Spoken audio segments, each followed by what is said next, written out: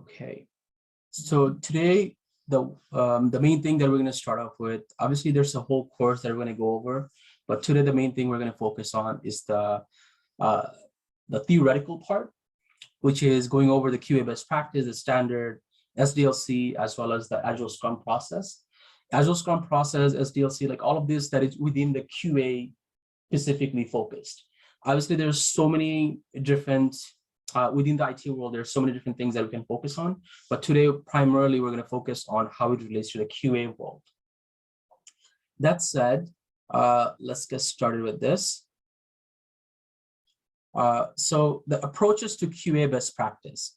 The main goal as a QA is for us to understand the business goal, as well as make acceptance criteria clear, on-demand deployment, testing documentation, which includes supported platform, test plan, test cases, release notes, as well as doing exploratory testing, as well as the environment we have available. Now, think of this as an agenda. We're going to go over all of these things in details. Now, understanding the business goal, what this means is, let's say our product team, whatever company you work for, our product team, they want to develop certain product. Now, there is a reason behind why they want to develop a product. There is a business goal behind it. What is my return on investment? So think of a business within a business. So from a business perspective, if I want to develop any product, any solution, any software, anything in general, or even if I want to start a pizza shop or an ice cream store, I have to first do my due diligence. I have to do my research and find out what is my return on investment on this thing. If my return on investment is not good, why would I even want to start that business? Because I'll be losing money. So there has to be some sort of ROI, and that ROI is basically understanding the business goal. What is the goal? Who are my target audience? What needs to be done in order to get this thing completed? Also, the terminology done. What does done actually means? Because from a product development perspective, I can say, developing ABC, that means product development is done. But to fully develop that whole product, I may need to do step ABC. In addition to this, I may also need to do DEF. So there may be 6 steps, but I'm also doing 3 and I'm saying it's done. Who determines that? That's basically the product managers or the product owner who are determining what does done actually mean. Because initially, in majority of the business, there's a POC project that happens, which is proof of concept. So within proof of concept, we don't need to develop all of the application fully featured. We can only develop a certain aspect that is, think of it as MVP, like a minimal viable product. What does that minimal viable product that I can build in order to make sure that I can roll this release out to the general public or whoever my end client is? And so that is basically the understanding the business goal. What is the goal that I'm trying to achieve? Do I want to build this product fully? Do I want to build only half of it? Do I only focus on, let's say, in order to fully develop this, I have 10 different features, but out of these 10 different features, building only 3 of them would suffice as an MVP product. Yeah, any question? No, I was just going to ask the difference, because I've heard of MVP before, like minimum viable product, I think. How different is that from proof of concept? Or are they the same thing? They use in like interchangeably? I'll say it's similar. I would say it's very similar. So MVP is the minimal viable product, and proof of concept. Proof of concept, it could be that. I would say it's very similar. It's really hard to distinguish amongst both MVP as well as. I would say it's really hard to distinguish between the two. Because the MVP could maybe just be a prototype, right? Like a wireframe or something, but the proof of concept. Proof of concept is actually building, but only what is needed. Okay. So MVP could also have that, but it could also be, there's the wireframing of it as well. Yeah. But proof of concept is basically you're actually building an actual solution that you can actually demonstrate it. That you can actually demonstrate it to your end customer or your stakeholder or investors and whatnot. Yeah. Next one. Next one is making acceptance criteria clear. What does this mean is, obviously there are so many different criteria that we can develop, right? So on this, if we have, out of these 10 different features, in order to build a product, we have 10 different features. Out of these 10 different features, we want to focus only on 3 of them. So as we're focusing on 3 of this, we want to make these features as clear as possible. Because we're limiting ourselves to certain things, we want to make sure that whatever we are building is very, very clear. There is no misunderstanding amongst the team. Meaning, from a product owner's perspective, they may say, okay, I need this 10 different criteria met in order for this specific story. Again, the story is a terminology. I'll go into that a little bit later as well. So for this specific story to be completed or marked as done, I need this 10 different acceptance criteria to be met. So, but let's assume for a second, the product owner or the product manager, which also go by PO, product owner, let's say they do not actually make the acceptance criteria very clear, or they do not put all the acceptance criteria. Now, the confusion or the issue that creates is that from a development perspective, they may say, okay, I did this. I consider this as, I developed everything for this specific feature. From a QA perspective, as we were testing, we could say, yeah, you did this, that's great, but all of this other stuff is missing. So from our perspective, that's a bug. There's so many bugs that still exist, and that story is not fully developed yet. So in order to alleviate or eliminate all of this confusion, the product owner must make the acceptance criteria very clear and the story very clear, where we understand exactly where the development team is developing and what the QA team is testing. Because from a development perspective, if they don't know what they're developing, obviously there will be an issue, and we will be wasting time. Same thing with the QA perspective. We wouldn't really know what we should be testing for and what would be considered a bug. So we need to make those things very clear. We need to make sure that the acceptance criteria are very, very clear and everybody understands that. From a testing documentation perspective, again, I'm not reading all this slide word by word. Obviously, you can go through them, but I'm just giving you a high level so you understand what these slides are talking about. From a testing documentation perspective, especially for I would say not only the product development, but even whenever there's a release of product happening, whenever there's a product release, which could be on a monthly basis, which could be on a bi-monthly basis, or there could be that this project is going to go on for the next 4 months, and after that we release the first version of this product, or second version, or third version, whatever the version is. So as we are developing this, as we are building up the application, we need to have supporting documentation. And this documentation is not only to certify that the development have been done, but also to make sure that all of the documentation is noted, all of the issues that we have are noted, all of the test cases, the test plan, everything is there. So in case we have to show this to our end customer, or we have to show this to the stakeholder who are basically the end customer, if we do have to show that, that way they have documentation to help them understand the product better. So some of those documents includes like the supported platforms, test plan, test cases, as well as release notes. Now, the supported platform is, obviously we have so many technology out there today. We have applications that can only be used in Windows. We have applications that only can be used in Mac. We have applications that can be used in Linux system. We have apps that can be used in Android system. We have apps that can be used in iOS. So, and there's also, if you also take into resolution into perspective, screen sizes are different. And because of that, many application functions differently. Some of them, if we hold it horizontally, we see one layout. If we hold it vertical, we see another layout. So all of these things comes into the picture, and that is the supported platform. So as well as versioning. Versioning is another thing, which is also comes under the platform, which is, let's say, Chrome. Chrome, there's Chrome version 1 versus I think right now is like 78 point something or 80 point something.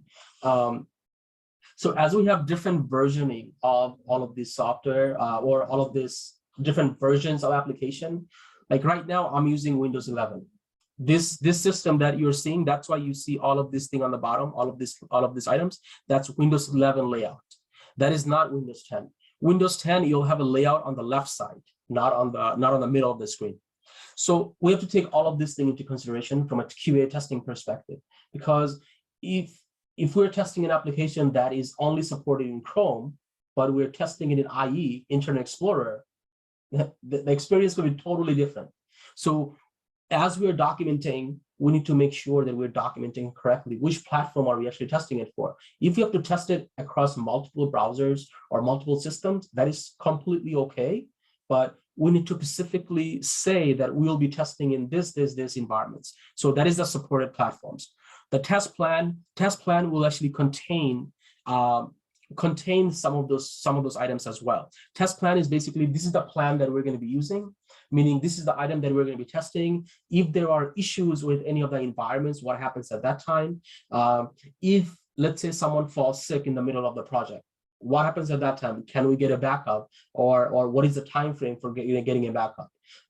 If there are environmental issues, meaning we want to test, but the environment is down. There are network issues. There could be so many other issues that come across. So in the test plan, we put down all of these items. What are the items we're testing, and what are the items that can hold us back, and what are the items, which environment we're actually testing for, as well as who are the QA testers who are testing this specific product. So that's on the test plan, you'll have all of this thing written down. And I'll show you that in a future class as well, how that works. For the test cases, this is basically as you are testing out various features of the application, this is basically saying how you're testing the specific features. There are acceptance criteria, obviously. So based on those acceptance criteria, and based on, there could also be various wireframe or mock-ups of the application that is being built. So based on those, as the development team start developing from QA side, we start writing the test cases. So on these test cases, we write down the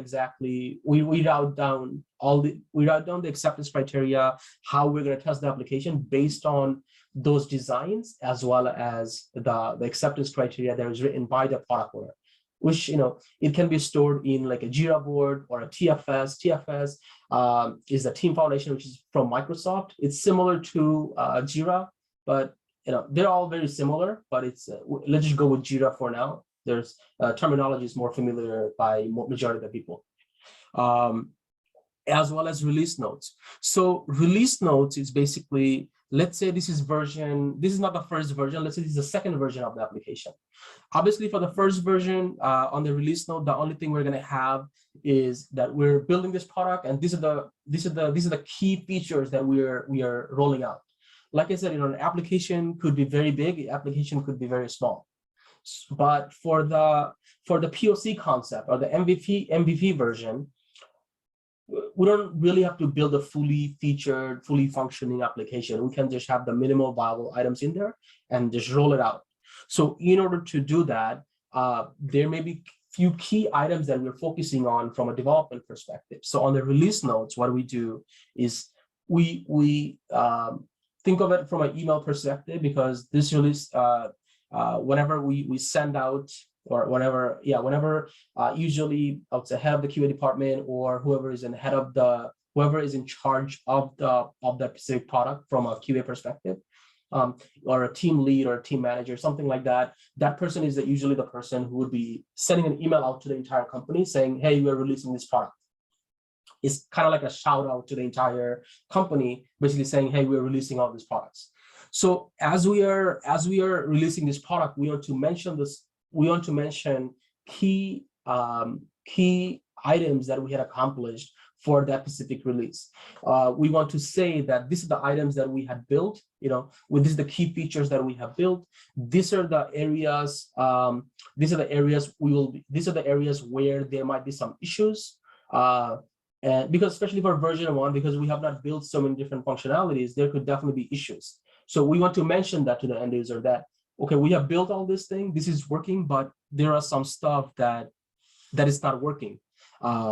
And because it is not working, these are the issues that you could potentially face. So we want to mention all of those things on the release note. Release note is basically an email that we're sending out to the entire company.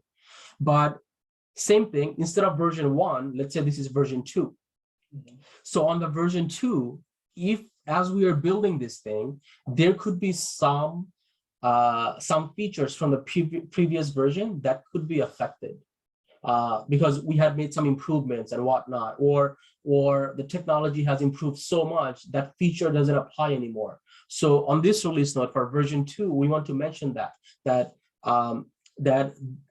from a end user impact. So the impact for this release, that this feature is downgraded, or these features doesn't apply anymore. These features have been replaced by this another feature. We want to mention all those things, so it's very clear and it's very clear. So we want to make this documentation very neat and very clear, communicating to the entire company that this is exactly where things are.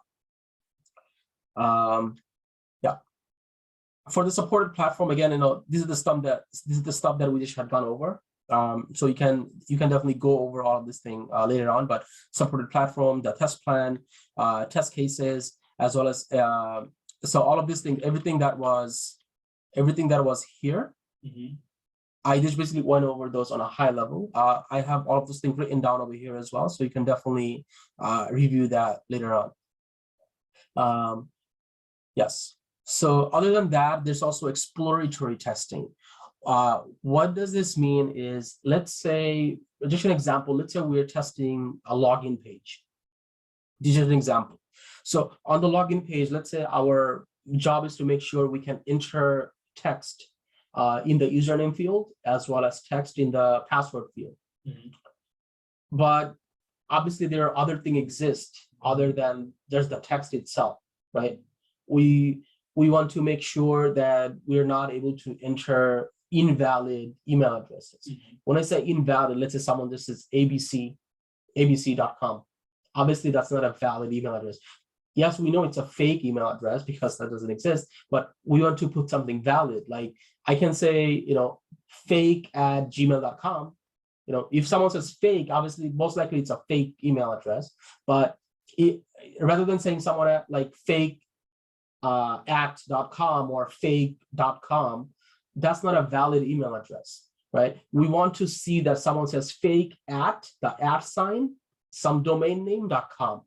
That's usually .com or .io or whatever the thing is. Usually it's .com.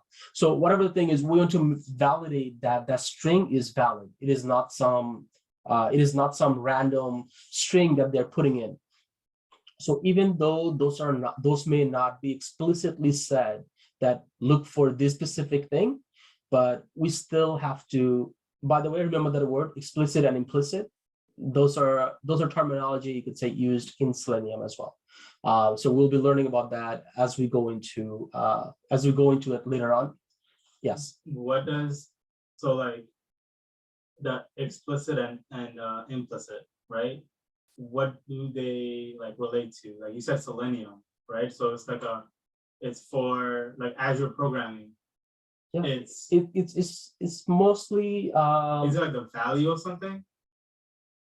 Like how they kind of say like those many times relates to timeouts, and they could also relate to some other things as well. But I don't want to jump further ahead, so because we're going to lose train of thought as far as what we were talking about. But we'll definitely go over those later on as well. But on this thing, it may not be said, go ahead and test this specific thing. So explicitly, we're not specifically saying that go ahead and do this exactly.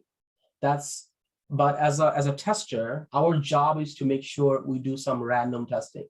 Those randomized testing is part of exploratory testing. So even though it may not be said to test with characters or invalid characters, we still want to test with those things to make sure that the application is not picking those up. Like for password field, for instance, right? There could be a criteria, like an acceptance criteria, that you have to put a special character, right? A special character, but like all of those sign that is on top of on your keyboard, that is on top of like 1, 2, 3, 4 up until like 0. All of those are special characters, right? So if on the acceptance criteria, it may be said that it may not even said anything, but but we still want to make sure we do those testing to make sure that we are either able to or we are either not able to put those things, because the different organizations have different requirements. So whatever those requirements are, as a QA, we want to test those things as well, regardless of whether it is being asked or not. And we also want to confirm with the product owner or whoever is in charge of the product development. We want to make sure, we want to confirm with them that are we supposed to test this thing? And that comes during the grooming session. So grooming is another item.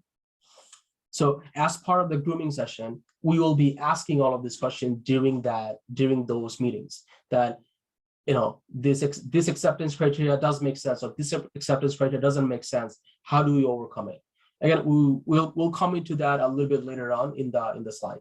I was gonna ask, so the explicit versus the implicit testing, that falls in the acceptance criteria. Is that so? It's like you said asked versus unasked, right? So asked is like explicitly saying test for this, and implicit is like they're not really asking you for this, but sometimes it's implied because of what's asked, right? Yes, like, yes. Because of this is explicitly what we're asking for, but to test it, like you should also focus on some other things. Gotcha. Yeah. If the acceptance is that make sure I have a special character, right? But other than special characters, there's also numbers, right? There's also numbers available. So even though it may not be explicitly asked to test with the numbers, but as a tester, we want to test with the numbers as well. Right. So it is implied. It is implied. So that is part of exploratory testing, that other than what is because on acceptance criteria, there's only so many things that we can capture there. It is impossible to capture every single acceptance criteria that is out there. It is humanly not possible. Explicit or implicit? Any of them. Like in the accept in every single. No, I meant from a product owner's perspective. Okay. Writing down acceptance criteria and specifically saying that test for this, test for this, test for this. Yes, there will be top items that we should definitely be looking for, but it is impossible to write down every single acceptance criteria. That may not be as critical, but we still want to test it. What I mean by that, let's say on the acceptance criteria, there are 10 things that is written that make sure all of these 10 criteria are met. Yeah. That is a must. So that story cannot get passed, marked done, up until those 10 criteria are met. But other than those 10 criteria, we still want to validate other scenarios to make sure that we are not missing any of those things. I'm not sure if that makes sense. No, I think like what I'm understanding is like, so from the product owner's perspective, I guess it also depends on if it's like a proof of concept product and an MVP where it's like, okay, I just need these 10 things to work for it to be an MVP, because this is the main thing it needs to do. And then after it's maybe like a full-fledged app, then maybe you focus on other features that once you have these features are like tested and they're working, then you can focus on other maybe aesthetic things and like, some things that are not as, like you said, critical. Yeah, so let me clarify that a little bit. Yes, a part of it, you're absolutely right. What I mean by that is usually what will happen, especially for the login screen, there may be some sort of API that is connected with the login page, because it is fetching the data, whatever data you're putting in on the front end, of the website. So you have a username field, you have a password field. Those data, as soon as you click on the sign in button, it is fetching the data from the database. It is saying, does So, 1 like, equals matching. 1? Yeah, exactly. Does 1 equal 1? It is matching those data. And if it matches, then it signs you in. If it doesn't match, then it gives you some sort of error or some sort of unauthorization or whatnot. It gives you some sort of error message. So even though the 10 criteria, the 10 acceptance criteria, right? One of them could be that the password should be 10 characters long. The password should have special characters. It should have numbers and letters. It should have a special character. It should have X, Y, and Z. It cannot contain a last name. It cannot contain a first name. It cannot contain an address, something along that line, whatever the thing is. There could be so many different criteria that is there. So let's say all of those things are entered and you have tested all of those. That's great. Now, other things that may not be said, and this comes with experience as well, which is database testing. Okay. So when I say database testing, think of it from a hacker's perspective. If I'm a bad person, right, and I am trying to steal data from a company, and in order for me to steal data, I need to first get into the application. And how do I get into the application? I don't know the password, right? I don't know the password. So what I do is, this is also you could say penetration testing perspective as well. So usually companies will have some security security who will be doing this sort of testing, or who will have a team underneath him who will be doing all this sort of penetration testing. So from a QA perspective, how we can expedite this process, or how we can test a little bit from our side is, let's say there's an API that exists as well. From API testing perspective, using Postman, what we can do, we can capture that API, and right after the API, we can put a SQL statement. A SQL statement where we are saying 1 equals 1. Now, if the security is not very good, or whoever the developer is, if they haven't thought of the scenario, if I had bad intention, if I was a hacker, what I can do, I can put in a fake password, and I can say, or 1 equals 1, something like that. Now, all the time, 1 is always equivalent to 1. That's just normal, right? 1 is always equals to 1. So whenever I'm saying or 1 is equal to, I'm not saying and, I'm saying or. So I either have to match this password, or I have to have 1 equal 1. If one of those things matches, either the password or 1 equals 1 matches, now the hacker knows that, okay, password is not going to match, because he just randomly just put in some random word. So because this is not going to match, it's going to match with the 1 equal 1. So because they put 1 equal 1, what will happen, if the security is not good, it will retrieve all of the data. It just signed you in. It literally just signed you in. Now the hacker can just get all this information from the database. Now there are other commands he can put in there. He can do drop table. He can do so many other things in there, and it literally deletes the whole database. Yeah. So think from an exploratory testing perspective, even though the product owner did not say test using SQL statement to make sure that I'm not able to get into the database and retrieve the data. Again, product owners are not tech savvy, right? They understand the business side of things. They understand that from a business perspective, I need to do this. But from a QA perspective, especially the experienced one, not the new person may not know this, but especially the experienced one, they know, because they have been testing so many different applications. They should know, and even the developers, they should know that, okay, if I want to do this, I should also do this.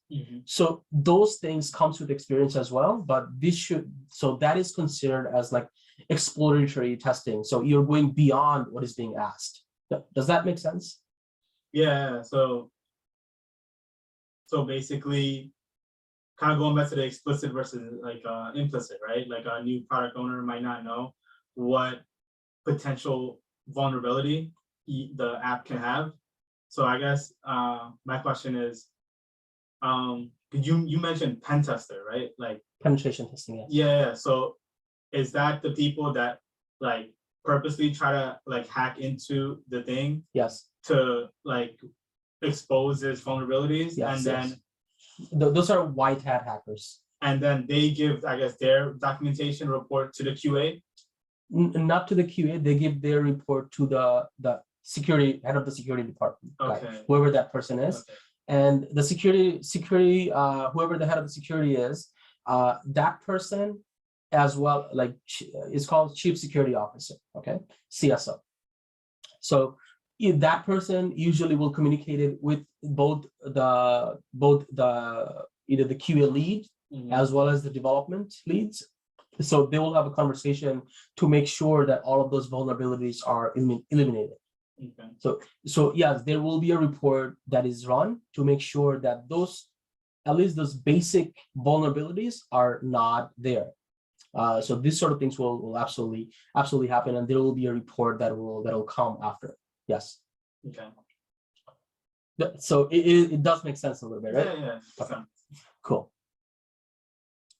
And then the release notes, as we had talked about this as well. So on the release notes, you want to mention about the new features, the bug fixes, the known issues, if there's any, and what happens, if the service is down and whatnot. What does that mean? If software deployment requires, is that like let's say like your Amazon web server is down? Is that like something like obviously that's like a big scale? Yeah, like that's like that would never happen. Yeah, right. But like let's say like in every other server, but at AWS, right? Yeah. So let's say I have version 1 versus version 2, right? If I want to release version 2, let's say I need to take down version 1 completely. I need to bring that whole service down for, let's say, an hour or 2 hours or something, up until this new version 2 is deployed. So that service down, that time period, wherever that application is not available for anyone to use, that's basically the service downtime. Yeah, and that happens in many cases. That happens in many cases, especially now. Usually it's for modern application, it doesn't apply anymore, I would say. I think government applications. Because they're legacy. Yeah. Their legacy, and majority of their software still exists in some sort of legacy system. It is majority of them are not hosted in AWS or anything like that, or Google Cloud or Azure or anything like that. It's they have like some sort of an application, like an actual desktop application that they're using to retrieve data or something like that. Many companies, it still does have legacy system. Many of the banks still have legacy system. Yeah, I would say many older companies, they still do have those legacy system. Established company, they does have legacy system. But what they're trying to do, they're trying to bring that whole application, because they already have existing customer. They are trying to bring it to current environment, whether in AWS or Azure or Google Cloud. They're trying, this is the top 3, that's why I'm mentioning those top 3. So they're trying to bring it to this current environment. But in order to do that, it does take a little bit of time, because whatever they have in the legacy system, they're trying to recreate or replicate everything into a newer system. So they have to rebuild the whole application with the latest technology. They cannot use that older technology anymore. You can't just upload the previous code base, right? No, it doesn't, because many of those code base, many of those programming language doesn't even exist today. Doesn't exist, meaning there aren't much developers that are available who knows that code. And again, I don't know all those programming language, but the programming language, like COBOL and stuff? Yeah, like COBOL and everything. I mean, I think there are very few developers that are still left, but very few, like a handful of people. And they're probably just maintaining the legacy software. Exactly. So they're like, their experience is really not transferable as much, especially for today's world, where technology is so ever changing. So because of that, everybody just wants to get rid of that whole thing, just maintain it for now, and then use the current technology to bring their website up and running or their application up and running into the latest system that currently exists today. Yeah. As far as environments, as we had mentioned, there are various environments that exist, but in the actual work environment, there are few environments. So when you say environments, there are a few things that we're talking about, which is dev environment, QA environment. I've heard of like virtual environments. Is that what you mean? Like no, I'll come back. I'll come back into virtual environment. So there are dev environment, QA environment, staging environment, and production environment. What does this mean? Dev environment is the most unstable environment out there. All of the development is taking place over there. A new application or any sort of application is being developed. The first environment that gets worked on is the dev environment. Dev environment, that's where all the developer goes in, whether it's be 1 developer, 2 developers, 5 developers, 10 developers, however many developers are there. This is both for front end and back end. So everyone would go into this specific environment and they'll make code changes. There could be 10 different people pushing their different, all of their different codes into this specific environment. From this environment, as they are done, and they're all continuously making changes to this. Once something is fully done, then they will push all of this to the QA environment. QA environment is a little bit more stable, where not everybody's pushing their code at the same time, right? There could be a certain time of the day where they're pushing the code, or there could be that after everything is merged, only at that time it is being pushed to the QA environment, which comes into, there could also be CI/CD pipeline, continuous integration, continuous development also being set up as well. But again, we'll go into that CI/CD terminology later on. But yeah, on the QA environment, that's where the QA people or the testers in general, that's where we'll go to test the actual product, because it is a little bit more stable. This is where the development team is saying, okay, I finished building this feature. You can go ahead and you can test it. Okay, this is QA. That's QA. So in the dev environment, they're building something. Once, it can take them, let's say 1 day, 2 days, 5 days to build something. Once they're fully done developing it, then they will do a code merge. And once the code has been reviewed and merged, at that time, that code will be pushed into the QA environment. In the QA environment, that's where us QA will be testing that specific feature. So that's when we're going to be looking at the acceptance. We're going to be looking at the story, and we will be reading the description, and we'll be looking at the acceptance criteria to see if that feature meets the requirement that the product owner is saying. If it does, great. We'll mark it as pass. If it doesn't, at that time we'll create various bugs or other issues that comes with it. That I tested this thing, but I found this issues. So we'll create additional bugs for that specific Jira ticket. And then after the QA environment, after everything is done, then that code will most likely get pushed into the staging environment. The staging environment is, think of this as a stage. Think of this as this environment right before, or a replica of the production. Okay, production is basically the finalized product that the end customer is using. So nobody ever touches that code. The production code, nobody ever touches it. But there are times when there are bugs that exist in the production environment. That doesn't happen often, but that does happen. What I mean by that is, it could be like an edge case scenario. This could be something that nobody even thought of. It could be, what if I have, 50 different users doing the same thing at the same time, and application was supposed to support 30 users. Just an example. Obviously, the application most likely will break. So if that is a scenario that we have never tested for, and if that is something that is absolutely requirement, from a customer perspective, they can say, no, I need 50 users using this thing, using this application at the same time. So this is a bug, I need this fixed ASAP. So how do we verify it? Obviously, we do not want to go into the production environment to verify it, because if we go ahead and if we test it over there, it could create so many other issues, because our data, the data that we use, it could be fake data, it could be some other randomized data that we are using. It is not real data that we are using to test it.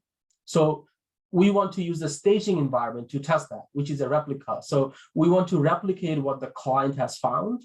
We want to replicate that same scenario in the staging environment to see if we can actually recreate that. Because it could be that that situation is only valid in his computer. It is not valid for other people. It could be that his resolution is wrong. It could be that he doesn't have enough memory. It could be that he has some caching issue. It could be he had no internet. There could be so many different things that exist. So in order to eliminate all of those things, we want to recreate this on our computer to make sure that, okay, we're actually able to find that same issue on our, as we are testing it. If we are able to find and the product owner decides that, yes, this is a real issue that we should be tackling, in that case, that issue will get pushed to the development team. So the development team will fix that issue. Then they will send that to the QA environment. So we'll test it, verify it, everything is good. And then in addition to that, we'll do a regression testing or a smoke testing of the overall application. Those terminology, we'll go into that a little bit later today. So once we say, okay, yeah, this is working perfectly, this issue doesn't appear anymore in the QA environment, then they will push it to the staging. We'll do a final testing in the staging to make sure that, yes, that issue is indeed solved. And then from the staging, the development team will finally push it to the production, so that it doesn't appear in the client system anymore, or in any of the end users, basically. Yeah, question. So the dev environment where all the developers working on a feature, and let's say they push one of the features, and then it goes to the QA. If they find a bug, it goes back to dev, right? Mm-hmm. Yeah. And then and it comes back, and the bug isn't there anymore. It got resolved or whatever, and it passes the acceptance criteria for the feature. Then I'll go to staging for kind of like a final verification before it goes to production. But if there is a issue or like a bug, right? Which is there a scenario where QA doesn't find a bug? You were given an example, right, where it's more like maybe 35 users or like 50 users or whatever. But like, let's say if there's a problem here, it doesn't go back to QA, it goes back to dev. So if there is a bug, the only way that we will help, we'll try to replicate it to see if it could be. We're all human, right? At the end of the day, QA is also human.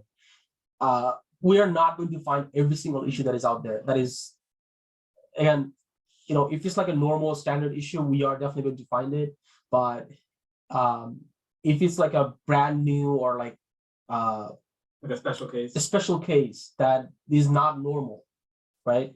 For instance, I'm the same user. I'm trying to log into the application with the same user in 10 different machines, and it doesn't let me.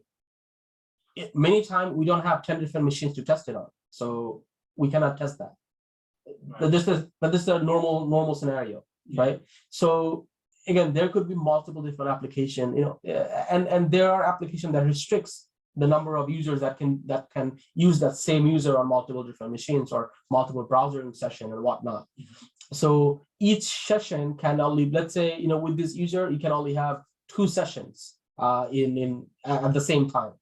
So I could be using 10 different computers, but I can only log into the system only in two machines. That's it. I cannot do it in multiple different machines. That could be a feature that is blocked on purpose, right? Or that could be something that we didn't even test for because that was not part of the acceptance and we didn't think of it to test that. That is not seen as a critical issue. It could be one of those things. So if that's the case, and let's say it is found afterward, or someone discovers it, and the product team is saying, yeah, this is something that we need to work on, and we need to fix this thing. So instead of 10 users, we can have unlimited number of users. Obviously, that's something we have to test for. So in that case, we'll recreate that situation. And after recreating, if that issue is valid, we will send the step to the development team so they can replicate it themselves and they can fix that issue. Mm-hmm. And once they fix it, they'll push it back to the QA environment for us to retest it again. Mm-hmm. But many times what will happen as we are retesting, that issue gets fixed, but another issue raises. So if that's the case, we'll create another bug saying this issue is fixed, but because of this, right now we have this issue.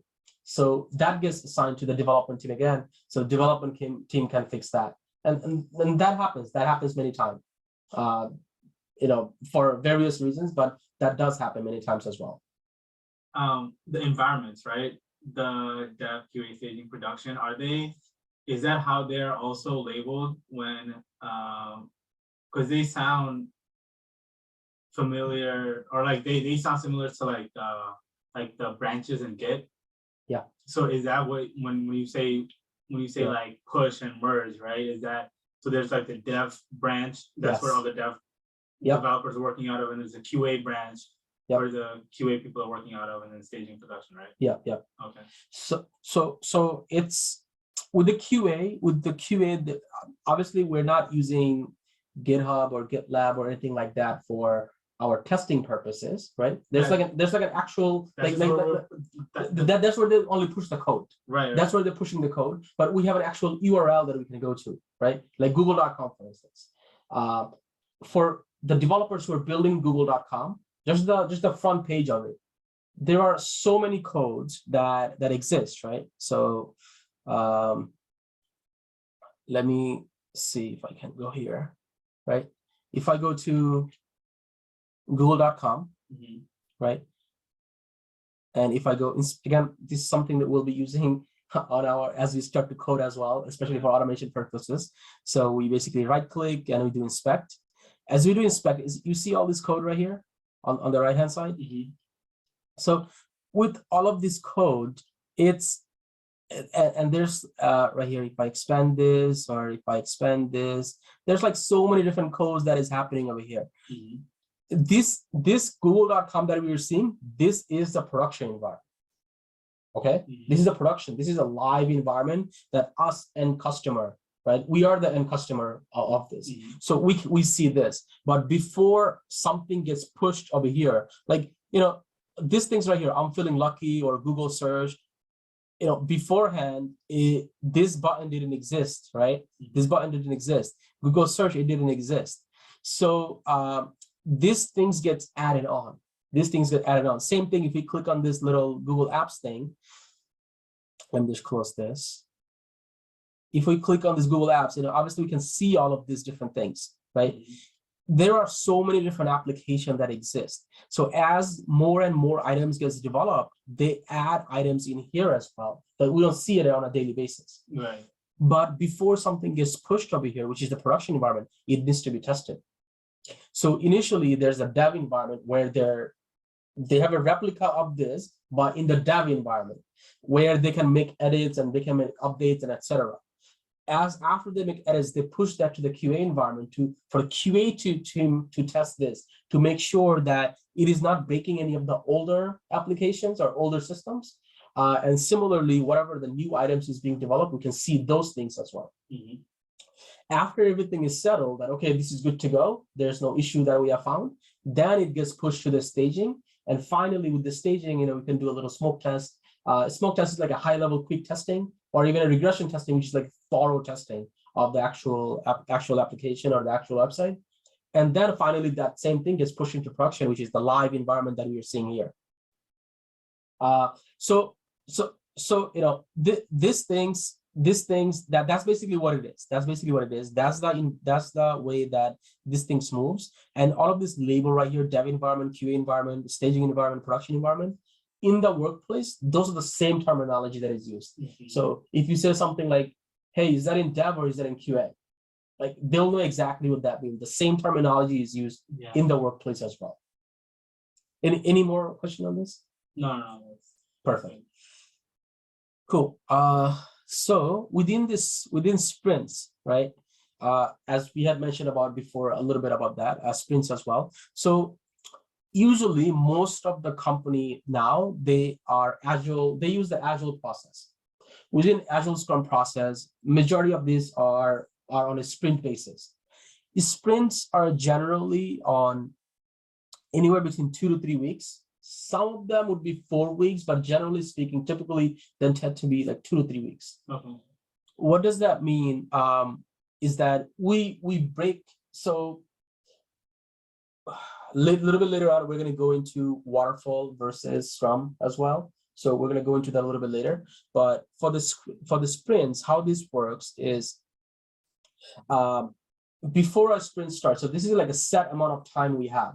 So whether it be 2 weeks or it be 3 weeks, we want to have a certain number of tasks or certain number of stories that we want to complete within that time. So sprints are time bound.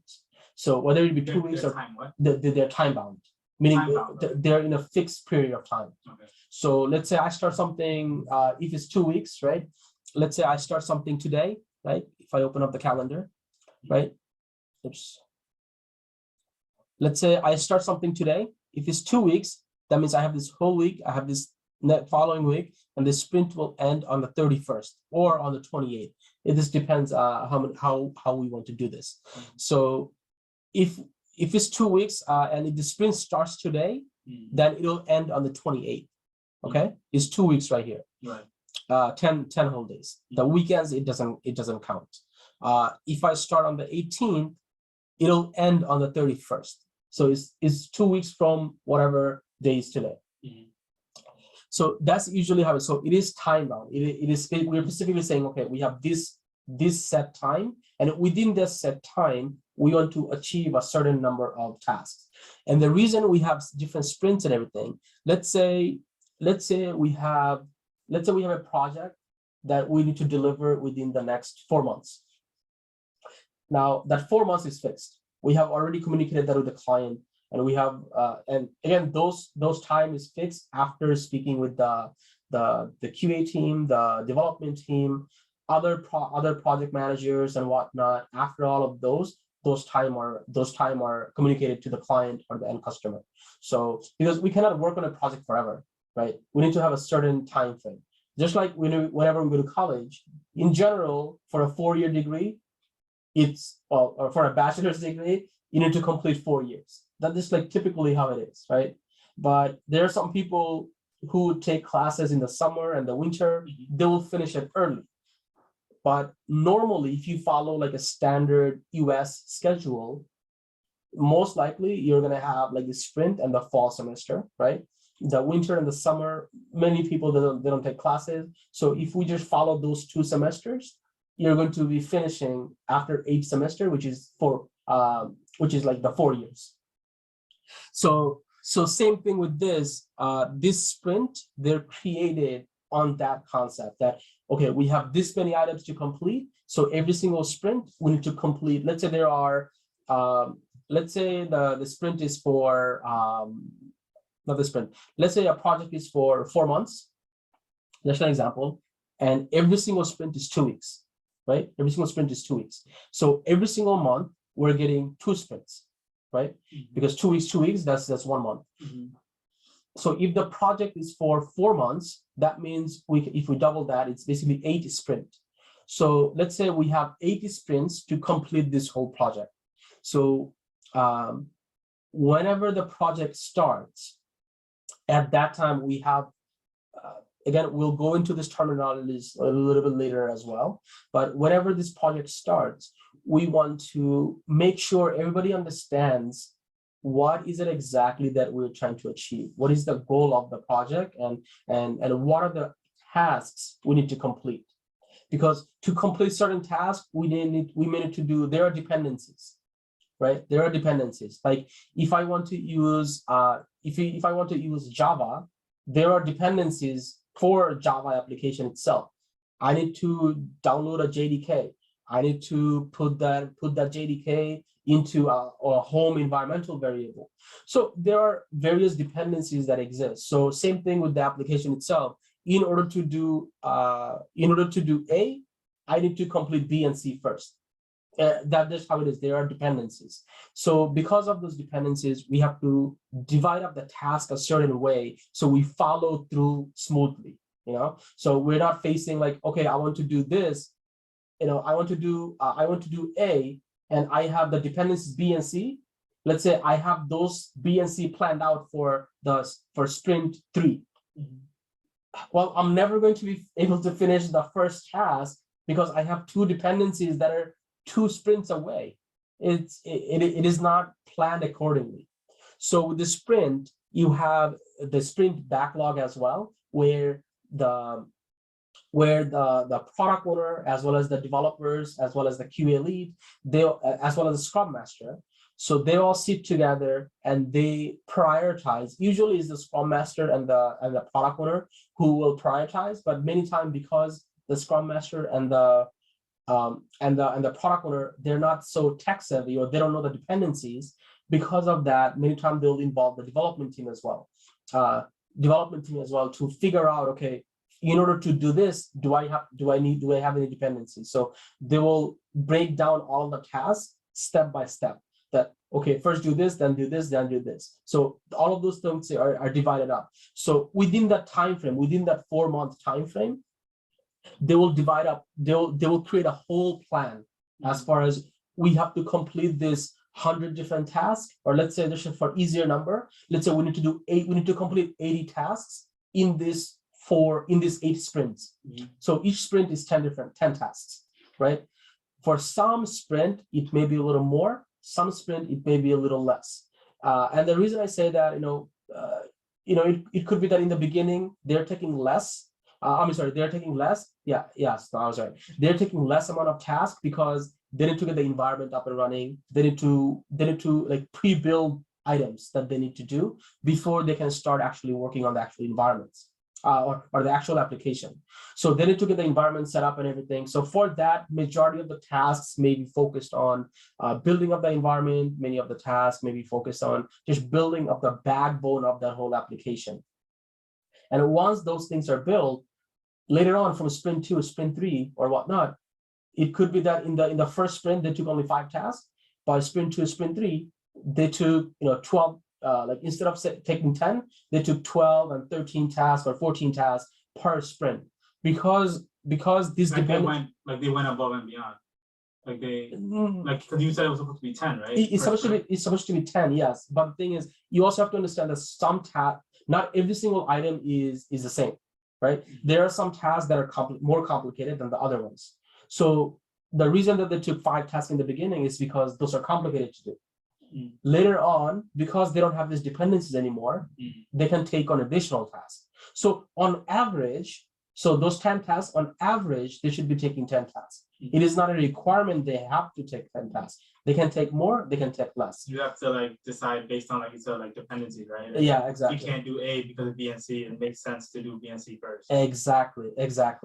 So because of the complexity of it, that's how the sprint, the Jira backlog, that's how the backlog is prioritized. That I want to make sure you follow this from the top to the bottom. And in average, it could be that you're taking 5 tasks now and 10 tasks the next sprint, or 15 tasks the next sprint. It'll vary, but on average, you want to maintain a level that, okay, by the end of that 4 months, I have everything done. Okay, so by the end of the 4 months, you want to have everything done. So there is some planning and prioritization that happens. That's basically where sprint comes in. And as you can see right here, in the sprint, you have the Jira board. Is Jira board how people keep track of the Scrum Agile things? Yes, all of their tasks. Yes, okay. Yes. So as the Agile Scrum is just a process, right? Just a process. Jira board basically helps with that. Is that similar to Lean? It's the Lean startup process. I feel like I've heard Agile word in the Lean startup. You could say that. I think you could say that. It's so have you heard of the term waterfall before? That's the one I haven't heard of. I've heard of Agile Scrum before. Yeah. So waterfall, again, I have we go into that as well a little bit later on, but yeah. So with this sprint, with the Jira board is basically a list of all the tasks that needs to be done by every single team member. So from a development aspect, they'll have certain tasks assigned to them. From a QA perspective, they'll have certain tasks assigned to them. From a database perspective, they'll have certain tasks assigned to them. So every single team member on that specific project, they'll have certain tasks assigned to them. And it is the job of the product owner as well as the Scrum Master to maintain and make sure that everybody is doing their job correctly and there are no blocking issues or anything like that. And that's why we have the daily stand-up. Okay, so can you see it? Yeah. Okay, great. So on the daily stand-up, those are basically 3 questions are asked on the daily stand-up, which is, what did you do yesterday? What are you going to do today? And are there any blockers? These are 3 questions that is asked on a daily basis. What did you do yesterday? What did you do today? Or what did you do yesterday? What are you going to do today? And do you have any blocking issues? Blocking issues, is that similar to the dependency? Can that be a blocker? Could be, absolutely. Because many times what will happen is that dependency is not thought about beforehand. You're like, wait a minute, I cannot test this up until I have that. Let's say just an example, right? Let's say the login screen, right? Let's say your login is not there. That screen is not there. But a feature in the application itself, inside the application, is already built. Well, you can't test it. We cannot test it because again, from a dev environment, from a dev environment perspective, they don't need to worry about logging in and everything because they have the actual source code. Right. From a QA perspective, we have to log into the application in order to test. We're trying to test it from user's perspective. The end user, Exactly. So from that perspective, right?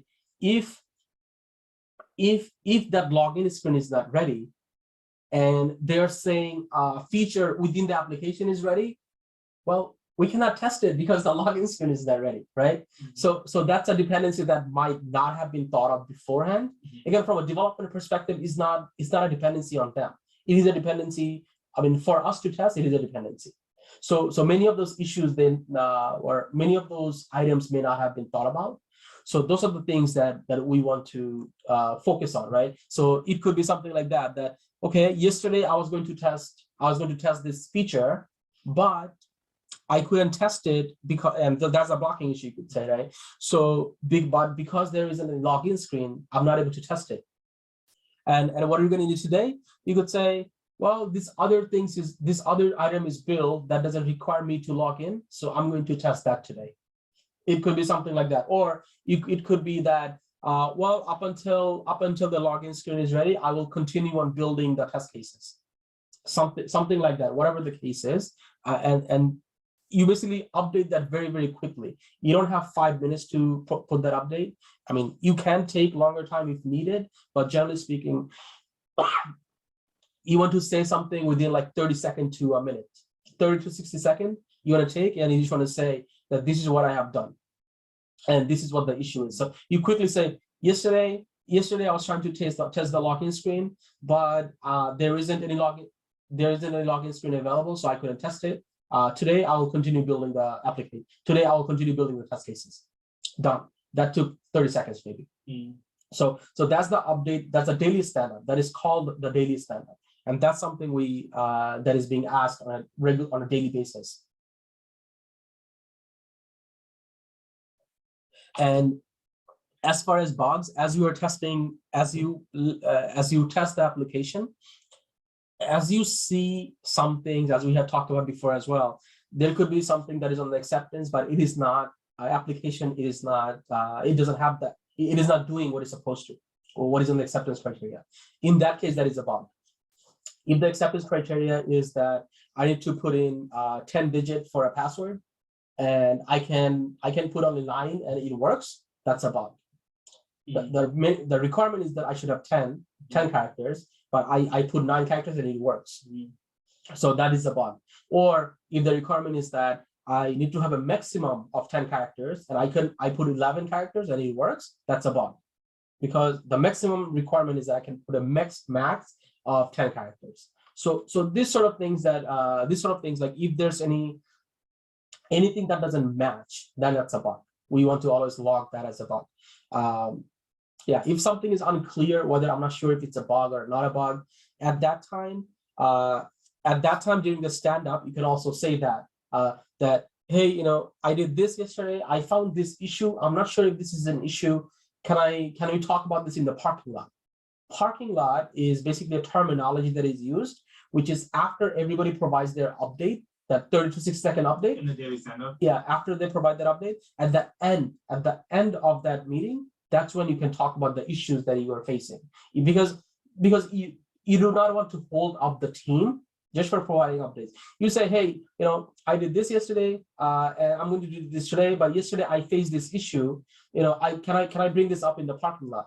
So that issue, it may take you 5 minutes to explain, right? It may take you 2 minutes to explain. Right. It really doesn't matter. So instead of holding everyone back, you want to just take that conversation at the end of the meeting. So that way, if more time is needed, more time can be spent with you rather than holding everybody back. Yeah. And again, look that then the unclarity and blockers, we have talked about that already, as well as ownership. Ownership is something from a QA perspective, and again, not from a QA perspective, but from every single team's perspective, but specifically the ownership perspective. I'm sorry, specifically from the QA perspective.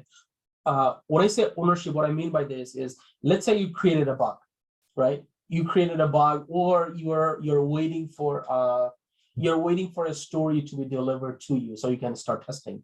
You have written down all the test cases already. A story was supposed to be delivered to you yesterday or the day before. It still has not been delivered to you. So you want to take ownership of all the tasks for you, because a story will have multiple different tasks. A story, think of a story as think of it as a house, right? A house is a whole building, like an address is the whole building. Within that address, you may have first floor, you may have second floor, you may have third floor, right? Let's say someone is responsible for the first floor, someone is responsible for the second floor, someone is responsible for the third floor. So think of this floor as different tasks and the house itself as a story. Okay, so within that, because you're responsible for the first floor, if let's say there's electricity not working, there's an example, electricity is not working on the first floor, or the water is not coming on the first floor, or the door is not closing on the first floor, right? That's your issue. So taking ownership of that, meaning someone else may also be in charge of, let's say, fixing the door, right? After they fix it, it's your job to test it. So developer's job is to fix the door, but your job is to test it. Mm-hmm. But up until that door is fixed, you cannot test it, right? So what I mean by ownership is, if that task is not delivered to you and you're waiting for that person, you basically mention that as well during the stand-up. You also want to communicate that with the developer beforehand as well, that, hey, I'm waiting on this. Do you have any update on this task? When can I get this task ready? When would it be ready for the QA to test? If they're communicating with you, great. Many times they will just ignore you, and that happens all the time as well. If they're ignoring you and you're not getting any real answer, and they're just saying, yeah, I'm working on it, it'll be done soon, but they don't give it to you. So in that case, you want to bring this issue up in the parking lot, or during the stand-up, basically. You want to bring this up in the stand-up, that's saying, hey, I'm done with all of my test cases. I'm waiting on this story to be delivered to me, but it is not being delivered. I'm waiting for this task to be done, but it is not getting delivered to me. What do I do? So you want to bring up this issue. So taking ownership, meaning just because someone else is supposed to do it and it's not your job, don't ignore it. As a QA, it's our job to make sure quality is met. So more time we get to test something, the better it is. If that person gives you that same task on the last day, well, you'll have limited time to test, right? And whenever you have limited time, if you try to do your job like quickly, you may miss a point. You may miss something to test. Yeah. And at the end of the day, if something is missed, and that that same code gets pushed to staging and production, and that issue is seen over there, that could be a huge issue. Think of it from a financial perspective. Because you don't have any more days, right? It's already in staging. Or like the last day, it's going into staging that production. Yeah. So whenever those sort of things happen, obviously, no, what I'm saying is that you do not want to just quickly test and roll it out, right? Because if you have limited time, that means you will not be able to test it fully. Yeah. Right. So whenever that happens, many times the development team or the product owners or whatnot, they'll say, just quickly test this thing and roll it out. And from a QA perspective, many times they do test it really quickly and they'll just roll it out. If there isn't a strong QA leadership there, then they'll just roll it out just like that. And it could create a big issue down the line. at the end of the day, like from QA straight to production, no, from QA staging then production. but it just happens quickly. Like if they No, said no, roll it out, like how do I explain this? So when I say roll it out, meaning let's say there's a deadline that we have to meet, right? A deadline that we have to meet. yeah, Just to meet that deadline, even though QA team may not have fully tested something, the other teams will pressure the QA team to push something out really quickly. Okay, that should not happen, first of all. But many times that does happen. And if that actually happens, I'm saying if that does actually happen, and that issue is found in the production, right? Because the same thing, let's say you didn't really test it. because staging could Yeah, let's say you didn't really test it. You just do because if the release is happening, if you have to push this code out really quickly, that means the other things are also have to be done really quickly. Yeah. So you cannot regress test the staging either. When I say regress test is fully end-to-end testing that environment. And if you have to push something, if you have to push a code out just to meet the deadline very quickly, that means you'll not be able to fully test it in the staging either. And that bug will get pushed to production, right? Mm-hmm. Because you didn't really test it in the staging, and the staging and production is the same code almost. Mm-hmm. So whenever that happens, and let's say that same issue, that same bug is found in the production, now that becomes a critical issue because a client finds it. If a client finds it, even a small issue becomes a critical issue because a client discovered it. Mm-hmm. It is how it is. It's like, the concept of customer is always right. Think about that. Think about it from that perspective. Even though it's a small issue, but because a client finds it, a small issue becomes a critical issue. Right, because the client found it. Yeah, exactly. Even though if you go back, right, if you go back to the beginning of it, QA have already said that this product needs more time to test. Mm-hmm. This is not ready. You need to give me more time to test it. Yeah. Even though you have mentioned all of those things already, but at that time they ignored you completely and they still pushed it out. So at that time when the fault comes, it is going to come on you, the QA team. The QA that time they'll just blame the QA team, saying the QA team did not do the job right, even though it's not even our fault. Mm-hmm. Okay, yeah. That's why QA, like strong QA leadership, is very important. Mm-hmm. So having ownership, that's where the ownership comes in. You want to take ownership of all the tasks that you have, to make sure that everything follows very smoothly. If something is given to you on the last day, from a QA perspective, I would advise just tell them, I do not have enough time to test it. I need to push this to the next sprint, or I need more time to test it. I cannot just test it and give it to you. Because again, like I said, a small issue could become a big issue. And at the end of the day, it's your fault because you missed it. Because it's our job to meet the quality of the product. Mm-hmm. It's our job to make sure the quality of the product is never diminishes. Our job is to make sure the quality of the product is always high standard. So having ownership of everything we do is very, very critical. Yeah, does that make sense? Mm-hmm. Okay, great. Okay. So how do you log a bug, right? So as we have gone over here, there are bugs that you're creating. So how do you actually create a bug, right? There are various ways, not various ways. I thought a bug is something that you find. Yes. Okay, but then you have to name it. You have to log, because just because you find a bug, how do the other person know, right? You discovered it, that's great, but you have to, like the developers have to fix that bug, right? Yeah. In order to fix that bug, they have to know what is the bug. So whenever you find a bug, you have to log a bug. Okay, it's like a task. Think of creating a bug is like a task. You're creating a task for the developer to work on, mm-hmm. This is how you're logging a bug, which is you have to title the bug, right? When I say title, let's say there's some issue with the login page. You can say something like password is not working in the login page. It could be as simple as that. Mm-hmm. The password is not working in the login page. That's the title of the bug. In the description, you put actual steps. Actual steps meaning, for you could say step 1, navigate to this URL. Step 2, type in a username. Step 3, type in a password. Step 4, click login. It doesn't work. And whatever the step is, right? Whatever the step is, you basically put actual steps, like step-by-step direction. It's like a direction, basically.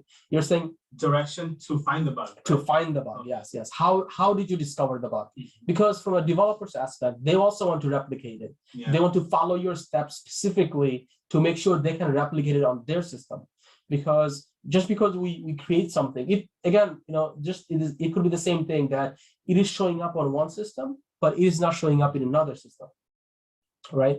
So because of that, we want to make sure that everything is being logged. Everything is being logged, and you're clearly defining that these are the steps that you have to follow.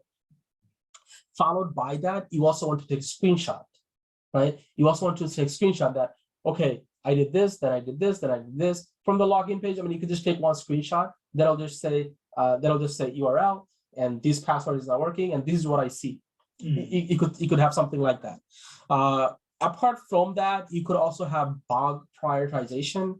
Now, usually you can also assign some sort of priority. Again, the prioritization of the bug, we'll go into that a little bit later as well. But what does that mean? Some of the bugs are very critical. Meaning, if it deals with anything with login, most likely it's going to be critical, because you're logging into the system and you're able to do something, or you're not able to do something. That means it's critical, because it is the first step toward getting into the application, and there isn't any workaround. Because if you cannot log in to an application, there isn't really any workaround to get into the application. So those are basically critical bugs. But again, those things will go into that a little bit later as well. And then you also want to assign the bug. Now, there are a few things that you can do. If you know who the developer who is working on this thing, you can assign the bug directly to the developer, or you can create the bug and put it in backlog of the Jira, and in that thing, during the next day, right, during the sprint plan, during the stand-up, you will also mention that, hey, I also found these bugs, and I have created a bug number this. And then in the parking lot, you will go over those bugs with the team, so then they can understand what you have found. And based on that, if the bug prioritization needs to be changed, or if it needs to get worked on right away, or if it can wait for one sprint, basically the product owner, because the product owner and the scrum master, they're determining the prioritization of all the tasks. That time they'll decide whether that's something they should work on now, or if that's something that can wait up until the next sprint or the following or so. And one thing that I have made a note over here as well, if let's say a developer is working on a story, right? If a developer is working on a story and their development is not done, but let's say another story is done. Another story is done that is related. That is not the same, but that is related. So in that case, as you're testing this one story, right? Let's say the username field, let's say there is a story for the username field, and there is another story for the password field, and there is another story for the login button. Again, I am exaggerating now. Usually they'll be all combined, but just to make things simpler, that's what I'm saying. So let's say there's a person who is developing the username, there's a person who is developing the password field, and there's a person who is developing the login. Let's say the username and the password, those two stories are done, right? But the login button, the button itself is not done. It is still being worked on. As a tester, what happens many times is that we will put the username, we'll put the password, and we'll click login. It doesn't go anywhere, and we'll create a bug saying like, "Hey, it doesn't work," even though like so many times we just forget that. Wait a minute, that is with another person. We just forget. So always make sure that we're not creating bugs for stories that are not done. Do you understand what I'm saying? But if the story was not done, would it still pass the dev stage into the QA stage? No. So you didn't hear me. So there's a person who is doing the username. There's a person who is doing the password, and there's another person who is doing the login button. And they're doing it all in the dev stage, right? Yes. In the dev environment. I mean. Dev environment, yes. Yeah, but like. No. So three person. Okay. Three person is doing this thing. The person who is working on the username field, that person is done with their work. Okay. The person who's doing the password, that person is done with their work. Mm-hmm. Now this third person, the login button, that person's job is to integrate both both the username and the password. They didn't integrate it. They didn't connect it together. Mm-hmm. Now, up until that is done, up until that third story is done. So these first two are dependent, right? This first two, the third one, the third one is dependent on this first two. Mm-hmm. So the login button is dependent on the username and password. Now, if the third stage is not done, right, it is still being worked on because of whatever reason, they're still connecting the API or doing some integration in the back end or something, or they didn't connect the story 1 and story 2, the username and password. If they didn't connect it, even though story 1 and 2 alone by itself is done. The story 1 by itself is done. The story 2, which is the password, by itself is done. But a third one, which combines, right, the login button, it combines both the username story and the password story. Mm-hmm. Because the third story is not done, it is still in development. We cannot create a bug for it. Okay. Does that make sense a little bit? Yeah, like you can still run tests on story 1 and story 2. Yes. And but you cannot fully test it. You can only test a certain aspect, right. But you cannot fully test it. Right. Okay. You can only fully test it only after the third story is done. Mm-hmm. So one of the things from like an experienced tester or like a senior tester would tell the junior tester is don't test story 1 and 2 now. Wait up until story 3 is done, then test all of them together. Right? Because otherwise you'd be wasting your time. Yeah. You'd be not wasting your time, but you'd be investing more time than needed. Mm-hmm. You could be focusing your energy on something else. Yeah. Does that make sense? Mm-hmm. Yeah. Okay, great. Cool. Like my confusion was like how undeveloped story would like get to you. That was my confusion.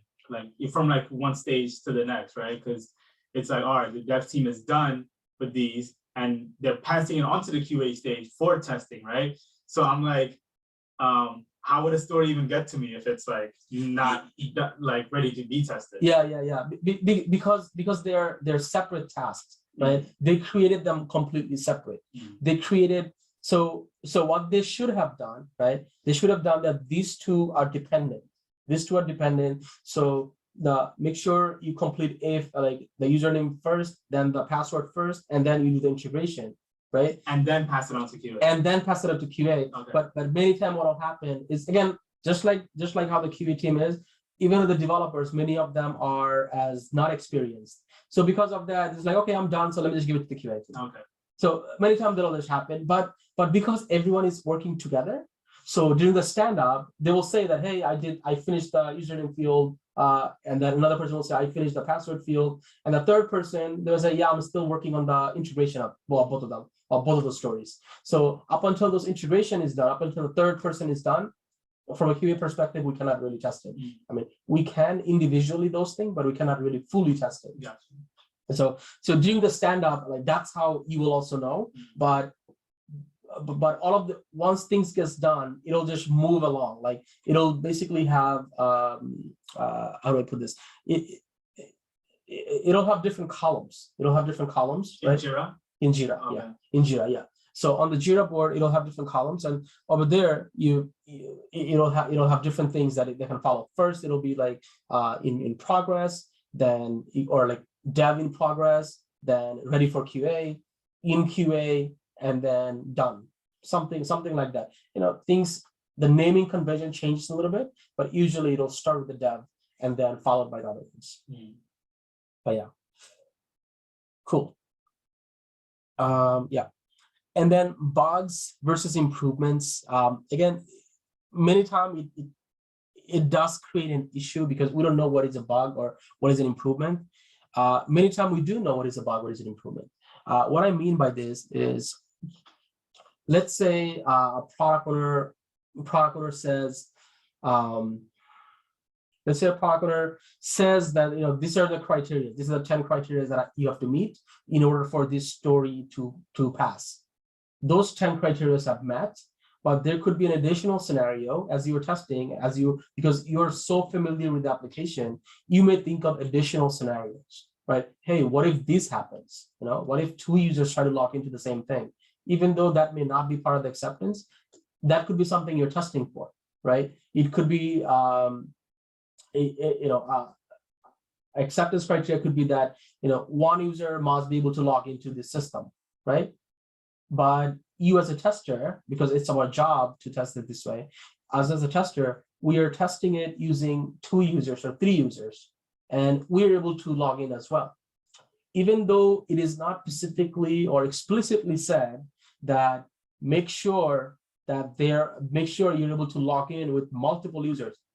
It is not there in the acceptance. But from a QA perspective, we are doing more than what is on the acceptance. We are testing for additional scenarios other than what is on the acceptance. So in those cases, we want to mention that, okay, I am able to log in with 1 users, but I am also able to log in with 2 and 3 and 5 users as well. Now, is that a bug or is that an improvement? Or is that something that should be fixed? Now, we don't know, right? We don't know. So in that case, what we do, we want to create, in those cases, many times what I would say is either quickly shoot a message, either via email or through a Slack message or through other communication tool that the company uses. Like shoot a message to the product owner or someone else, the Scrum Master or whoever is leading the project, and find out from them that, okay, is this a bug or is this an improvement or is this even a valid case? Because from a QA perspective, we don't know, but we did find it. Now, once we do say that, okay, you should not be able to log in with 2 users or more. Now, once they say that, then we know it is a bug, right? So at that time, just like the slide before, we said, how do we log a bug? So at that time, we log a bug. We log a bug saying that able to log in with the same users on multiple browsing sessions, something like that. And then we put all the description and the screenshot and everything else.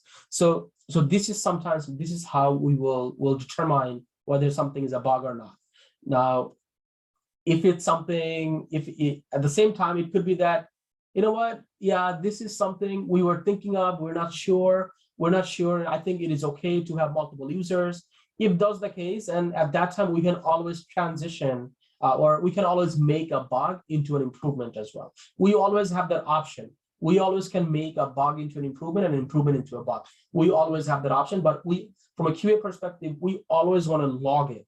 We always want to create that Jira ticket. Yeah. So that way we always have something to reference. So let's say 5 months down the line, if someone says, hey, why are we able to do this thing? Why is the same user able to log into this application from 10 different machines? You could say, well, we did raise it, but right? Yeah. Because so that way, we can always show that we did raise it, but this is what the product owner said, because you can also add comments on the Jira ticket. Like a PO didn't want to prioritize it. Exactly. Or PO said it is okay to do so. Okay. So from the QA perspective, we're in the clear, right? We tell them, like, we did find this issue and we did tell them this is what the response was, and that's it. Now, if there's an issue, go back and talk to the product owner. We don't really care. Right. You still took ownership of what you were supposed to do, which is log in. Exactly. What they want to do with it you can decide that. Exactly. Because as a product owner, they're basically in charge of the project, right? So they should know what the product should do. So it's just on that sense, right? Like, if you own something, you should know what it does. That's basically how it is. Yeah. If someone says, if someone says no, this is not important, well, then it's not important. It's not. But at least the product owner knows. Exactly. That's our job. Our job is to find things and tell them that this is what we have found. Yeah. Now, whether they fix it or not fix it is completely up to them. That's their discretion. Yeah, that's their discretion. Our job is only to find it and tell them that this is what we found.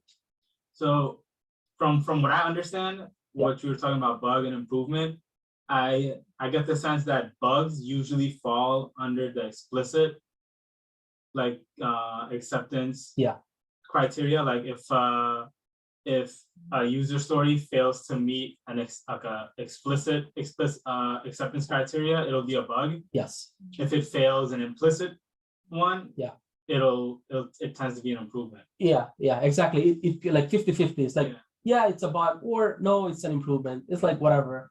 But if it fails an explicit one, it's almost always a bug, right? It's always a bug. Yeah. It must meet those acceptance. Yeah. Because the product owner is specifically saying that I need to have this. I need to have this feature do this. Mm-hmm. I need to have this feature do 1, 2, and 3. If it doesn't do 1, 2, or 3, that means there's a bug. Mm-hmm. That means there's always a bug. Gotcha. Yes. Yes. So on the product development, right? This is the standard practice. Mm-hmm. Now, as we had mentioned a little while ago, the sprint, right? We talked about sprints a little while ago. You wanna full screen it? Yes. Oops, sorry. That's a new view. No, give me 1 sec. Sorry about that. Give me 1 sec.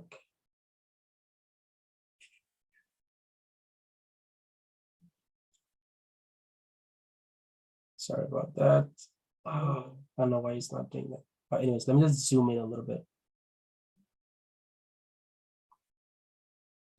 Is that a little better? Mm-hmm. Okay.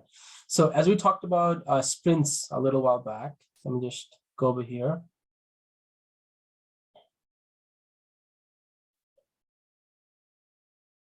Okay. So on this, right, this is a standard product development practice. This is where everything begins. So this PI planning, right? Before sprint even happens, you have this PI planning. PI planning, I mean, you could Google it actually. I would ask you to Google it to see what it means, but let's actually Google it together. So we can also see what all this terminologies means.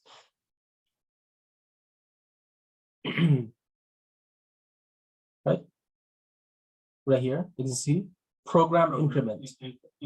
Yeah, planning. Program increment planning. Usually PI planning, how it happens, usually it'll happen in like 3-4 months increments. What does this mean is that the sprint is sprint? No, sprint is more deeper. Okay. PI planning is on a high level. Oh, never mind. I see sprint comes later. Yeah. Sprint planning. Yeah. So PI planning is on a high level, right? This is where all the team who is going to be involved in that project, this is where everybody comes in. Meaning there will be front-end developers, there will be back-end developers, there will be the QA team, there will be DevOps team, there will be security team. There could be various other teams that is involved in this. With this PI planning, what will happen? Everybody in the project, they will be given a high-level picture of what that project is all about, right? What is it exactly that we are trying to achieve? Mm-hmm. So this is when we'll be given, like, okay, we have this project coming up, and in this project we have 6 months to complete. We have 6 months to complete this project, and in this project, our main goal is to develop these 5 features or these 10 features. And within these 10 features, we have to do this. This is what the outcome of this project should be. So after this PI planning is done, so everybody on a high level, everybody now have an understanding, right? So what the end goal is. What the end goal is. So think of it from a business plan perspective almost, right? On a high level, obviously from a business, if I see a business plan, right? From a business plan, I see that, okay, our end goal is to develop a product that does this, right? Or if we think of like an Uber concept, right? From Uber's business plan is to provide ride sharing, right? So on the PI planning, what they can say, our goal is to provide ride sharing. That's the whole idea behind that whole thing. Now inside it, they have so many different options, right? They have like the Uber Black, Uber, I don't know, Excel, Uber SUV, I don't know. Like so it's like a very high level overview. It's like a very high level overview, just so everybody has a bigger picture as far as what this project is about. Yeah. Right. And from the top, we go to the lower levels, right? From the high vision, we go to the lower level. In these lower levels, that's when we have grooming sessions. In this grooming session, we talk about the different features, right? We can let's say we have 5 months to complete, and we have, let's say, 10 different features to complete. So within that 10 features, let's say we take 1 or 2 features, and with 1 or 2 features, we discuss it in depth. In the grooming session, this is where the product owner will discuss this item. So in the PI planning, they'll say, okay, we have this whole picture, we have this whole business that we have to develop, or we have this whole application that we have to develop. And in this application, we have 10 different features that we need to work on. And each features will do this. And we have 5 months to complete these 10 features. On a high level, let's say that's the whole PI planning. On the grooming session, from those 10 features, let's say they'll take 1 or 2, right? 1 or 2 features. So in the grooming session, that's when the team comes together, development team. That's when the development team comes together, and development team will and the product owner will have a list of stories that are ready to be discussed. And in the grooming session, that's when all of the stories are discussed. They, out of these 10 features, the 2 that I just talked about, let's say within these 2 features, let's say there are 10 stories for each of them. Just an example. Let's say there are 10 stories for each of them. So what they will do, they will talk about each story. They'll talk about each story. This is the grooming phase. This is the grooming phase. In the grooming phase, this is where they're discussing these features on a very low level, right? On a very low level. They're going through the specific acceptance criteria that, okay, in order to do this, I need to do this. This is when, let's say, just an example, as we have been using the login screen. So let's go back to the login screen. So within the login screen, they will have specific items like within this login, my username should be an email address, or my username should be 10 characters long. My username cannot be an email address. Whatever the case is, they put those specific things like written down. Same thing with the password. They give specific directions as far as, for this password field, I need this. And this is how we develop our test cases as well. From a QA perspective, this is how we develop our test cases as well. So on this grooming session, as they're discussing this, let's say they're saying on the password field, I should have 10 characters long. And that's the only acceptance that they have. From a QA perspective, we ask questions at that time, meaning when we ask the product owner that, okay, when you say that the password field must be 10 characters long, what does that mean? What type of characters? Should it be special characters? Can I have spaces? Can I just not have anything? What does that password field should contain? So any questions that we have, we should ask at that time for clarification, right? As much questions that we have, we ask all of those questions in the grooming session. So that way, not only the QA team, but also the development team, everybody else, they also understands this question. And from a development team's perspective, they should also understand exactly what the requirements are, right? From a development team, if they don't ask any question, they'll just develop something. They'll just say, okay, max length 10 characters. That's it. They're done. They're done with their work.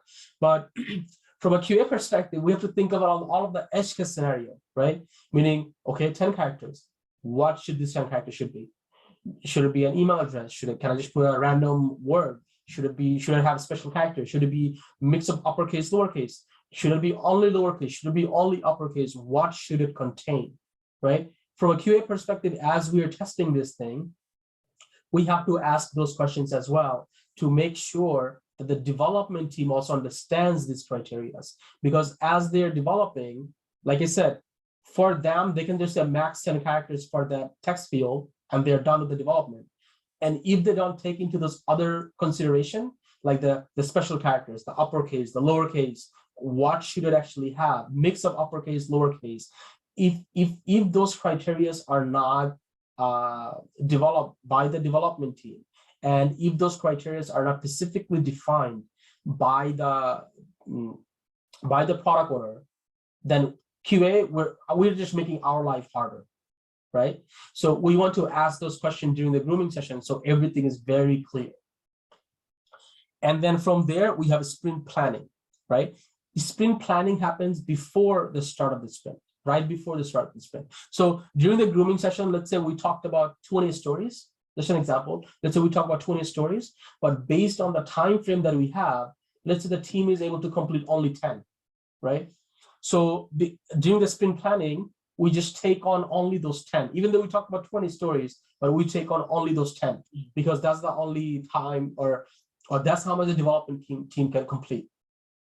And again, during the sprint planning, there's multiple things into consideration as well. We have to ask questions like, okay, who is going on vacation? If there are any holidays that is coming up, because if I just assign work and we only have, let's say it's New Year time or Christmas time, where there are like 3-4 days we don't have in the office, and we are saying that everybody will work on this and get things done.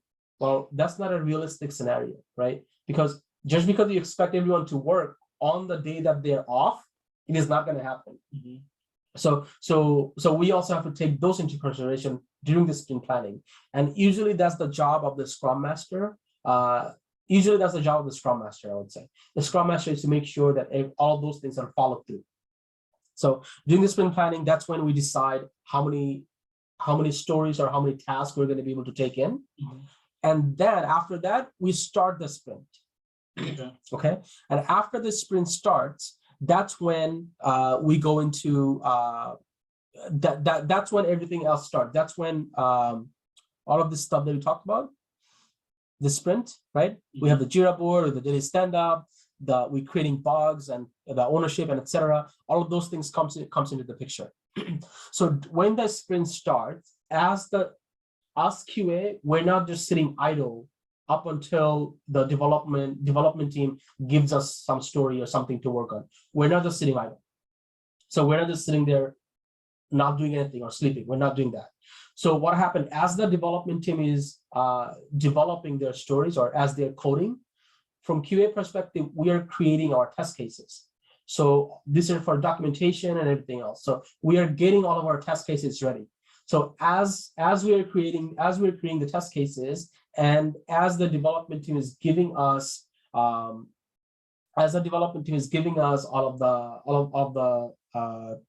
of the stories, we are basically testing those stories based on the test cases that we have written down.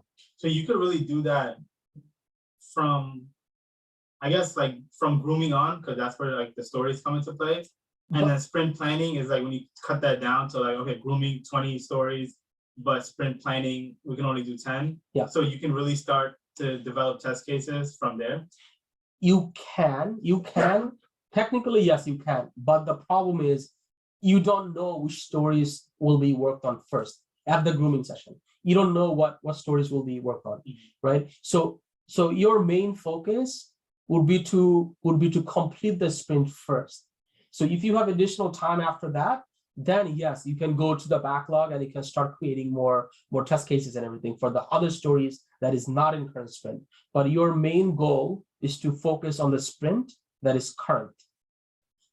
So, and you can start developing test cases for that even if the devs haven't like pushed anything on. Yeah, you don't need the development to be done to finish or to write your test cases. Okay. Because same thing, the development is looking at the user story, right? They're looking at the description of the story, and then they're looking at the acceptance criteria of it, right? And that's how they're developing or they're coding the application. From a QA perspective, we're looking at the same thing. right? We're looking at the same thing, and that's how we're creating the test cases. We're looking at the acceptance, and we're looking at the description, and we're looking at the acceptance criteria, and we are writing our test cases based on that. Is it almost like reverse engineering? Like almost like, oh, this is how it's supposed to function? Yes. Okay. Yes, yes. So there will be, again, later on, as we progress, not today, but later on as we progress, we will go into that as well. We'll go into that as well. How do we write test cases and everything? Because that's just part of it. So we'll go into all those as well. But it's not today. We're not going to go into that today, but we will go into that later on as well. But yeah. So as this thing goes on, as you're creating the test cases, then you'll execute the test cases on the QA environment. Same thing, as so that's when. So you create the test cases and then you execute them after the dev team pushes something to the QA stage. Yes. So okay. Yes. So yes, that's when you test it, and then if you do find any issues, that's when you will basically log them as a bug. And then the product owner will prioritize the backlog, whether it's a bug that needs to get worked on now or in the future, whether it's not a bug and it's an improvement, whatever it is, they will decide on that. And then let's assume this is a bug and it needs to be worked on right away. The dev team will fix it, they'll push the code, and we'll retest it again. We'll verify it. If everything is good, we'll just say done. Everything is good to go. If it is not fixed, right, or another issue raises, then we'll just create another bug. Or if it's not fixed, we'll just reassign it back to the development person. And we'll tell them, hey, the issue is still there. The issue is not resolved. And then after everything is done, we'll do regress testing, and then we'll do sign off. Again, we're talking about this is basically the staging environment that we're talking about. QA to staging, yeah. And then finally, QA will sign off that final one. QA will sign off with the test plan, the documentation, and everything. We talked about that in the beginning of in the beginning. Yeah. All of this documentation that we had mentioned. So all of those things, that's when all of those gets done. And then finally the product is released at that time. The regression test, is that developed by the QA team? Yes. Okay. Regression testing is basically testing the whole application. So the development is completely done. Mm-hmm. Development is completely done, nothing is pending. Right now you're testing the application end to end, from the beginning to the end. You're testing every single thing to make sure that the application is not broken, there's nothing wrong, because beforehand you could be testing only the feature. So let's say, like I was saying, let's say an application has 10 different features, right? Mm-hmm. 2 features gets developed, let's say per sprint or per month. Mm-hmm. Now you're testing only that, 1 feature or 2 features at a time. You never tested that whole thing together. Mm-hmm. So regression testing, you're testing from feature 1 to feature 10 all together, mm-hmm, to make sure that there's nothing broken in between. Because many times that happens that, in order to do this, in order to do A, number 3 gets broken. Something like that happens. You find that during the regression test. During the regression test. Is that the last step before it goes to staging? That's the last step. Yes. That's the last step, right? Yeah. Before you sign off, either from the QA environment or from the staging environment, whatever the environment you're testing on, before anything is finalized, yes, you. So you don't really need to do a regression test if it doesn't go to staging, right? No, so there are some applications that will never reach the staging, and it'll go from the QA to production. Okay. So and you still do the regression test. You still have to do the regression. So before any this product release right here, right? So before this product is actually released, you have to do a regression testing. So you're doing an end-to-end testing to make sure that it is followed through. There isn't any issues or anything like that. Yeah. Okay. So let me just do this. Yes. So from the QA perspective, right? QA versus the organization. Now, it's not, when I say versus, it's not against, obviously. Right. what does this mean is that where does QA sit within the whole organization? In the context. In the context, yes. So within, as a QA, we're talking to every single department that is out there, like literally speaking. And what I mean by that, as a QA, we will be talking to, obviously we're working directly with the developers, right? That is there. Other than that, we are also talking to the product owners. Mhm. We are also talking to the stakeholders. That's the end user. That's the end user, and we are mimicking what they're going to do. Right. We're talking to the designers. Designers are basically those mock-up designs, the wireframes and everything. Yes, and if there's any changes that needs to be done in the designs and everything, we're also talking to them, because many times what could be the case is that as the product, again, initially when the BRD happens, the business requirement documentation, when that happens, all of the before, this is basically deciding whether we should actually we build a product or not build a product, and etc. So this happens almost on that stage. I have other slides that will talk about that as well. But with the designers, many times they'll design something now, but then as we are talking, as we brainstorm with them, there are sometimes a different workflow that we can have a better solution. So instead of going through 10 steps to do certain things, we can maybe go through 5 steps and achieve the same thing. So we may need less amount of screens or less amount of items to build in order to achieve the same thing. And as we discuss things, that's when things just improves. So based on that, designers may improve their design as well. Same thing with the infrastructure, with the infra team, or short for infra. That's what I just said. The infra team is basically the DevOps team, and this is the team. Infra is sometimes with they work with the developer. Is that like the the Docker people? Yes. Okay. Yes. So the infra side of things, they're basically building different environments, like the dev environment, the QA environment, the staging, the production. This infra team, they're the one who is providing that environment for all these different teams. Okay, so without the environments, well, we cannot really work on anything, right? So they're kind of like so initially there will be more work for the infra team. At the same time, the developers will also work, because the developers, well, they don't need anything, right? Developers just working on their local environment first before they push anything out. So So all of this team, from a QA perspective, we are literally working with all of these teams, and there are more. This is only the few major ones that we're working with. But many times the developers or the other team, they may not do all of this, right? From a QA side, we have to understand both the business side, like what is it that the client is asking for. We have to understand how the design should be, or what is a good user flow, right? Because we're mimicking the end user.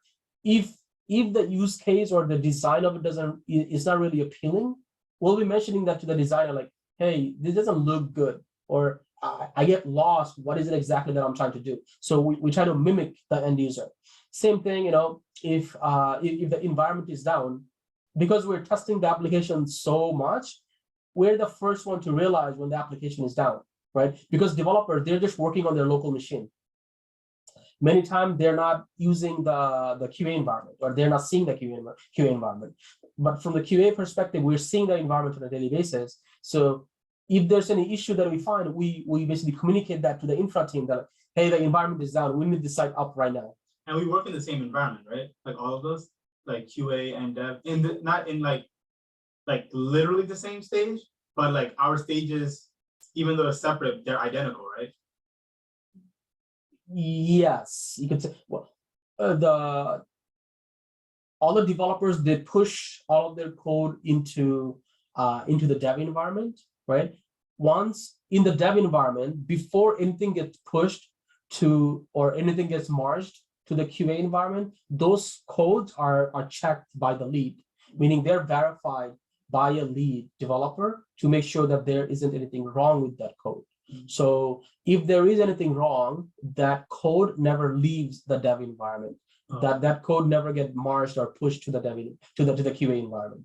So it stays in the dev environment up until it's fixed. So there could be like additional code that stays in the dev environment that we never see in the QA environment. Yeah. Same thing, there may be additional things that is on the QA environment that never gets to the staging environment. It this happens all the time, but usually staging and production, it's equivalent. It should be equivalent. Production and staging. Production and staging should be equivalent, because it's like if there's something wrong with the staging, I mean, if there's something wrong with the production, we go to the staging to test it to make sure that the same thing is we can replicate it. Does that make sense? Yeah. Okay.